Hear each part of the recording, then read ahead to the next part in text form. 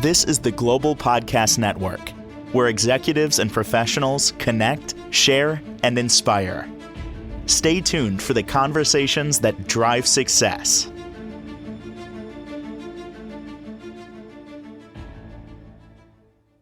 And welcome back, everybody. If you are looking for a deeper connection with yourself, with your partner on an intimate level, we're going to explore that today with a sex therapist. Lots to talk about here. And this is for individuals, this is for couples, a safe, supportive space, no judgment whatsoever. Lots to dig into today about what many of us think about, but we don't really verbalize. We don't even talk about it. We're going to talk about that today. She is Sandra Pascual, PhD, joining us on the program. How are you doing today? Very well. Thank you for the invitation to your program. Well, thank you for being here. I have to believe that a lot of people are apprehensive about reaching out to somebody like yourself because maybe they're embarrassed or maybe they're inhibited. What do you say to those people that just haven't taken that next step, but that truly inside know that they should be reaching out to somebody? Well, in a way, it's like life is easier when you have some kind of support and when you can talk about your intimate issues. It takes, pretty much, it takes a little bit of courage, but in a way, it's like if you understand that sex therapy is nothing else besides talking therapy, it's just talking a little bit more in deep and things that, topics that not most people don't necessarily talk about, and most therapists don't talk about. Again, it's like nothing extremely weird, but yes, it takes a little bit of courage. But it's like incredible how like the more and more you see people understanding what we do and the importance of that. Do you find that a lot of people who have challenges with intimacy, it's the burden is on them, they feel like, what's wrong with me? Why is it this way? Why can't I connect? Why do I have issues here and there? But ultimately, it goes back maybe to things from their childhood, maybe to other other reasons, but they put the burden on themselves. Do you find that that's often what's going on? Yes, it is. It's actually as you describe. My way of working in particular is like I usually describe this as a pyramid. So what I do in general is like I start talking about what is bothering you today the most. And then we will peel layers and layers and we'll go to what is underneath. Because if we do the opposite, at the point that we get to what is bothering you today is too, sometimes it's too late. You already lost a relationship or, or something happened in your life or you continue perpetuating whatever it is that you are coming for sex therapy in a way. So one would imagine if it's a man coming to you or your team, it's going to be performance issues. For women, maybe it's intimacy, connection, achieving a peak, if you will. What are you hearing? Let's go there. Let's actually talk about that in general. I mean, what presents most often? Well, I see a lot of couples and also individuals. If we divide, for instance, okay, men, yes, men usually come in particular for kind of like, yes, sexual dysfunctions, erectile dysfunctions, premature ejaculation, difficulties in, well, in a way, anxiety of performance. Um, a lot of people, a lot of men also come for issues around menopause, sorry, issues around pornography. And that is kind of like one of the, it's a big issue. It's a big problem lately because there's so much access to pornography. And then definitely it starts, having an effect in their relationships. Women, yes, in general, start like this disconnection, with themselves. We live in a very fast-paced society. If you are young and you had young children, you are busy, you are working, you're, attending the children, the house, and sex usually comes, as pretty much the last chore. A lot of people call them that, the last chore in your list. So there is this mismatch then desire or this mismatch connection. I want to have sex with you, and I also want to have sex, but look, I'm tired. I want to sleep. There are like I've been like working all day. I mean, with the children all day. So that's pretty much mostly what people come, with. And yes, when you start digging and digging, you see there have been years sometimes and years of this disconnection, not talking about this in the proper way, just through, I would say, complaining or, mainly is are complaining or criticizing. Now, you mentioned pornography. Give us the good, give us the bad when it comes to that. Well, most men watch porn, Ah, okay? that's not true. It's I'm just, absolutely true. It is absolutely true, Steve. Most men watch porn. So there's nothing wrong with watching porn if, doesn't interfere with your life. It doesn't interfere with your relationship. It doesn't, it's not compulsive. It doesn't take you to who knows where. And that's the problem today with pornography. Think about, well, maybe, I don't know, 20 years ago, it's like if you wanted to watch porn, it's like you have to go to a place, you have to go and buy something, a video, yeah. a CD, a video, something. You have to have something, a device to use it in your house, a TV, and you have to put this here. And then, you watch maybe the same thing over and over 20 times because it was, okay, another trip to the store and all this. Nowadays, it's like, pretty much you open your phone and you can find whatever. You open your computer and you can find whatever. And you know that nowadays you get into one thing and then all of a sudden you receive 20 messages about the one thing that you research on the internet. So that's how people, how easy it is now, how pretty much people get more and more into this. And sometimes, again, get into stuff that I don't know how I even got here. Mm. It's funny, you brought back a memory when I was a kid, in my teens, low teens. My friends and I'd be walking through the woods, and then you'd find a magazine. And it was like, oh my gosh, look at this. It's like some random magazine, but it was like, oh my gosh, I didn't realize. Oh, then there's that. Oh, that's that. When it comes to today and pornography, is it a good way is it good in that it can open your eyes to certain things? Um, is there benefits there, or is that mostly working against us because there's comparison in it as well? Well, number one, the basic recommendation that we as sex therapists work with is be sure that the porn that you're watching is ethical porn, and there is such thing as ethical porn. So, people that are being the people that are being paid for what they do, people that are like, consensually are doing, this, and not people that are forced or, recorded like behind the scenes in a way. Sure, So sure. that's what we call it, ethical porn. And then in a way also, again, it's like, what you see in porn usually is not necessarily what happens in real life. You can get some fantasies through it. Why not? You can get some ideas, all like that. But then, when you try to put it in practice, you see that it's a lot of things that play in the environment, the other person, and again you yourself, that not necessarily comes so easy.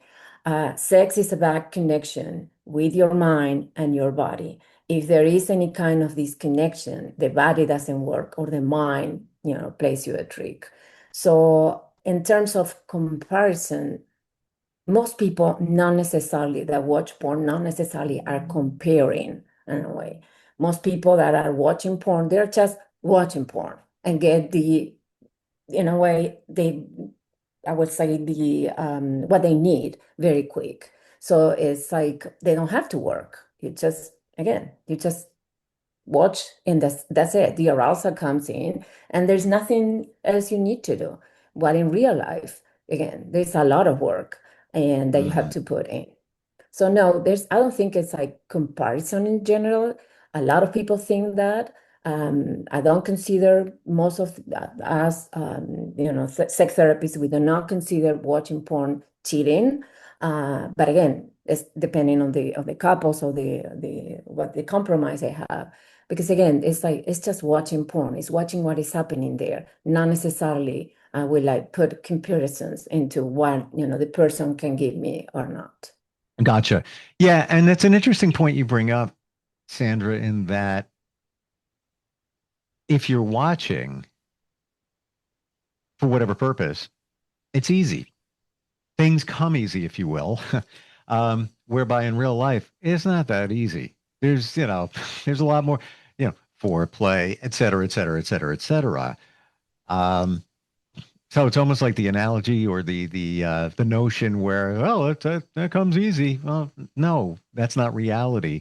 And now when you're in reality, I guess you're disillusioned because it was easy when I was watching it. Now it's not as easy anymore.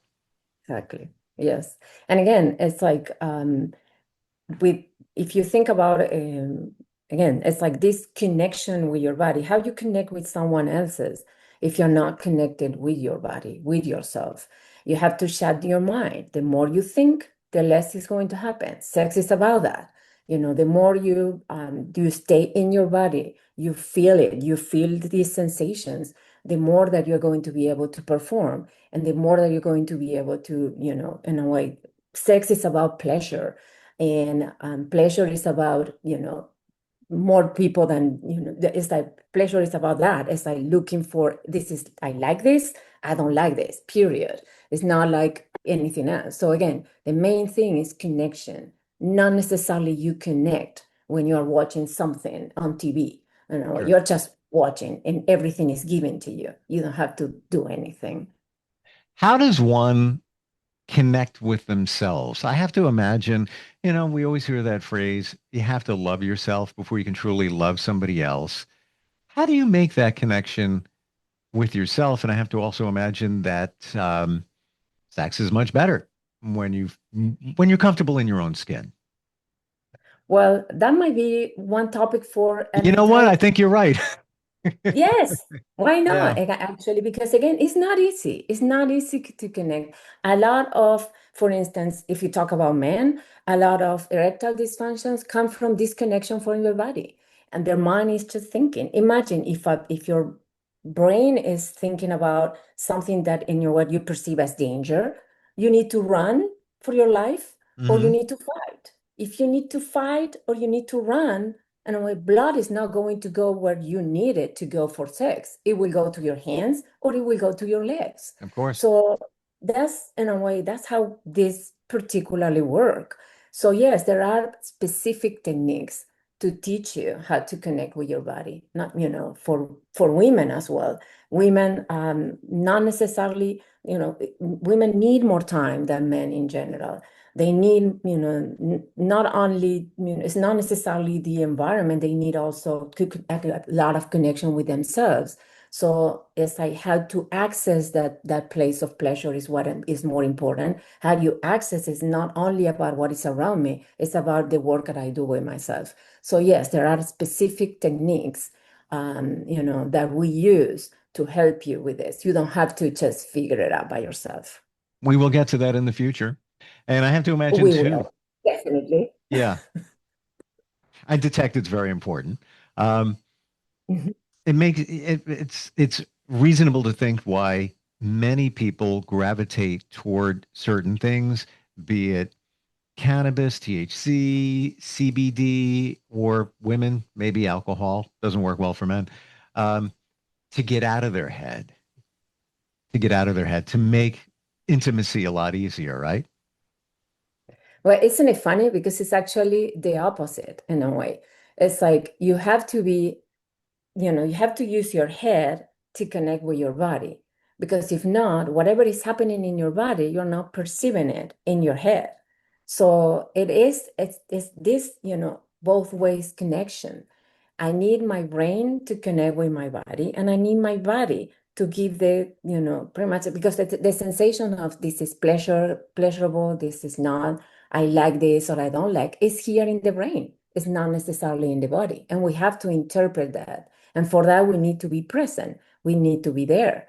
It's like alcohol or any other drugs, particularly just fog your brain in a way or delay processes in your brain. So not necessarily they are going to be what you need. Mm. It's maybe sometimes the opposite. Yeah, and many times you may think that it's getting you out of your head, but it's being counterproductive, and that makes things more challenging. Uh, I'm detecting this could also be a topic too, but I feel like I need to ask you, um, infidelity. Do you deal with that as well? Well, infidelity, yes, it's a topic that, it's impossible not to have when you have couples, in a way. Um, I don't, well, my point, I'm pretty much I'm a couple therapist and I'm optimistic in a way. I believe in couples. I believe in heal from crisis such as moving forward in infidelities. I don't think that an infidelity necessarily has to be the end of a relationship. The point here is like, no, we don't work on fixing the relationship. We work on creating a new relationship Hmm. from scratch, if possible. So we need new codes, we need new rules, we need new, rules of like engagement, and also it's an opportunity to grow, believe it or not. So it's painful because usually, kind of like, particularly the person has been more affected. Usually it takes between 9 months of a year to recover from an infidelity. Imagine 9 months of a year is a long, long time, and it's a long process. But again, it's like with good direction, with good, both of them involved into this. It's not impossible in a way to do. That is a long time, especially when you consider if you're living with that person, the It animosity that is. exists, the trust that has been breached. Every day is a challenge. Every Yeah, day is a challenge, it and is. you're always going to be wondering. But I do love the way you put that, where it's a new start. We're starting fresh. We're not trying to put a band-aid or patch something up. We're moving forward from a new point. That being said, Sandra, do you believe that as humans, we evaluate ourselves every number of years? I often hear it's like 5 years. We kind of look at where we're at, what's the circumstances in our lives, and then I've often heard too that if you add 2 years to it, that's known as the 7 year itch. So it takes you 5 years to evaluate, give or take, another 2 years to decide what am I going to do with this, and then if you decide to move on, that's the 7 year itch. That's why it's around the 7 year mark. I didn't really believe it till I took a look at my life. And interestingly, coincidentally or not, every about 7 years, there was something fairly major that presented. Coincidence? I don't know. What are your thoughts? Well, maybe that is your pattern. Again, there are some research about like, 5 years, 7 years, and all Hmm. that. Not necessarily, vibe with that a lot in a way, but I believe that yes, people go through through crisis in their life. It's impossible not to go through crisis. Sure. And then crisis, in a way, they are like usually turning points. And if you look at it like that, it's not necessarily a bad thing. So we have a crisis and we need to change. Change is not easy. So because change is not easy, we have to work through that. And then yes, it also forces us to go, to be more insightful, to be more mindful, to start like reevaluating where we are in life and what we need. It happens not only in relationships, it happens, in work, at work. It happens in a way when you retire.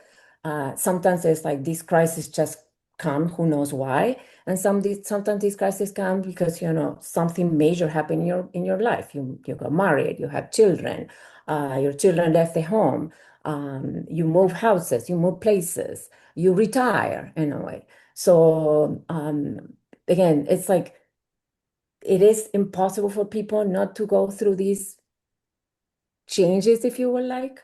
Some people have them more often than others. That doesn't necessarily mean, this good or better, or like it's just it is. There are some books saying that men go through more crises than women in general. Um, Again, I've been 36 years married with the same person. I can kind of say that in a way. My Say that. husband. I want to hear that last part again. Say that again. So I've been married for 36 years to the same person. And I can say that my husband went through many more crises than I did in my life, in life, in a way. But again, each of them have been challenging, but you know, Wow. it gives us the opportunity to grow together, to redefine our lives, to, pretty much check within yourself and the other and see what we can do different and how we can stay together. I'm still processing 36 years. Thank you for giving us hope. It's a long time, tell me. And when we talk about the more crises uh, for men, and we're not really just talking about that midlife crisis, which I think is just ridiculous. I don't even, I don't subscribe to that so much. I think we're all on a journey. We're all evolving. We're always evolving along the way. If you weren't, life would be boring. We have Mhm. different values, Exactly. things come up. But I spot on with what you said. When things present a crisis or a situation, that can be the turning point. And a lot of times it is. It's sometimes a reason to check. Let's say you get divorced, a reason to look at things differently. And now, the car of life is now turned in another direction. Sometimes that can be a good thing where you realize, more about yourself. Um, we have so much to talk about moving forward. Oh, we do. There's so many different topics, and these are stuff we all deal with, but unfortunately, sometimes we're afraid to talk about them. We're going to talk about them. Sandra, what's the starting point? You can work with people at present in Florida and Georgia. Is that correct? Yes, right now I have a dual license. And there is a compound for counselors, and is that they are working on actively working, and we think that maybe by the end of the year or before that, we are going to be able to work with more states. So right now, obtaining a license in another state can be a little bit a long process. So they are like, what they are trying is like there are 16, 17, maybe I think 17 or 19 states that are signed already for this. So when we work on telehealth, the way that I work only, you can, get pretty much a license or like can work on other states as well. So far right now, I can work mainly with clients that are located in Florida and in Georgia. Gotcha. What's your website? Oh, it's like Notus, Notus, counseling.com. Natus. What does that mean? Notus is a Greek name. I am from Argentina. Actually, I grew up in the Patagonia. So I was looking for something like had something to do, with me. And Notus means the god of the south wind. And the Patagonia is one of the windiest places in the world, I believe. So that's where the word Notus came from. Hmm. You know what? My brain always thinks of music, and there's a song, People of the South Wind, came out by the band Kansas. And I never knew what that song was about. Now I'm going to go look up the lyrics. Maybe there's other meaning there.